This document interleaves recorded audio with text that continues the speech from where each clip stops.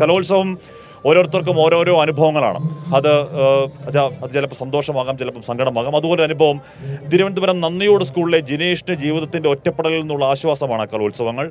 മാതാപിതാക്കൾ മരിച്ച ശേഷമുള്ള ഒറ്റപ്പെടലിനിടയിൽ ജിനേഷിന് ആശ്വാസമാവുന്ന കലോത്സവത്തെക്കുറിച്ച് റിപ്പോർട്ട് കാണാം.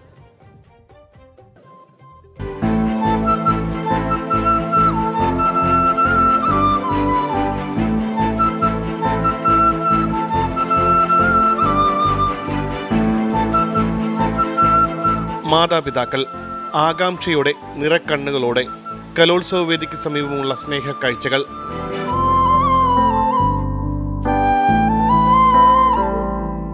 ഈ കാഴ്ചകൾ ജിനേഷിന്റെ സ്വപ്നമാണ്.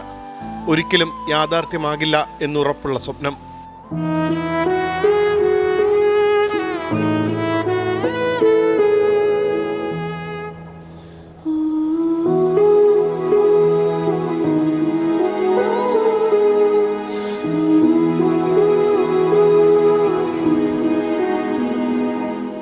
രണ്ട് വർഷമായി ഒറ്റയ്ക്കാണ് താമസം. അമ്മയില്ല, അമ്മ മരിച്ച്, അമ്മ ഇപ്പോൾ 2022 മരിച്ചത്.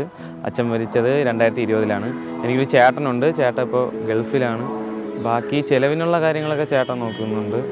ഭക്ഷണം കഴിക്കുന്നത് കുഞ്ഞമ്മയുടെ വീട്ടിൽ നിന്ന് അവിടെ നിന്നൊക്കെ കഴിക്കുന്നു. രണ്ടുപേർക്കും ഷുഗറായിരുന്നു. ഇപ്പോൾ ഷുഗറായിരുന്നു, ഒരുപാട് ഹോസ്പിറ്റലിലൊക്കെ കൊണ്ടുപോയി.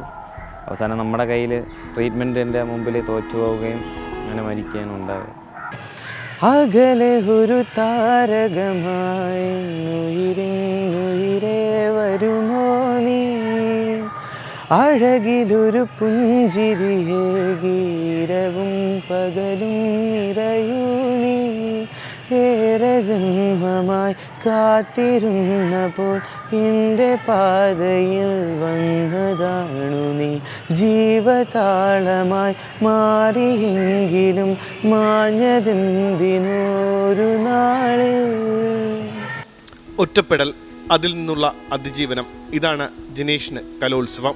ഒരുപാട് മിസ് ചെയ്യും. കാരണം അവർ ഇപ്പോൾ ഈ സമയത്തുണ്ടായിരുന്നെങ്കിൽ എൻ്റെ എല്ലാ പരിപാടികൾ കാണാനും അതിനുള്ള സന്തോഷിപ്പിക്കാനൊക്കെ കൂടെ ഉണ്ടായിരുന്നു. പക്ഷെ ഇപ്പോൾ അതില്ലാത്തതിൻ്റെ ഒരു വിഷമം ഉണ്ട്.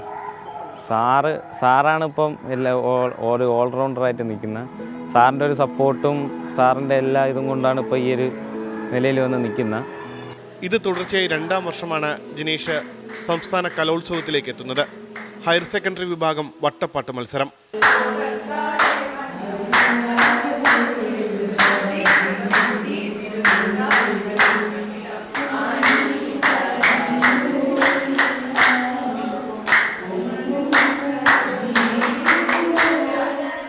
ഈ വർഷത്തോടെ കലോത്സവങ്ങളും ജിനേഷിന് അന്യമാകും.